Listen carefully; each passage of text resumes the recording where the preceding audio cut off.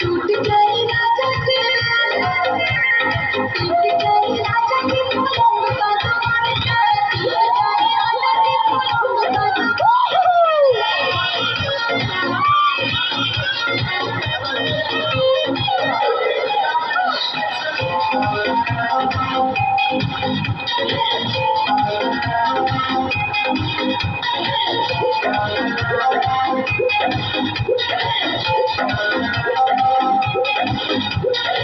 बेटा पता नहीं खाना पता नहीं चटारा बिछा दे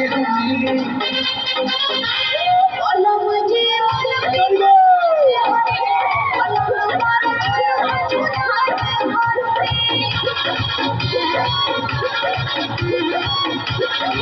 बेटा पता नहीं खाना पता नहीं चटारा बिछा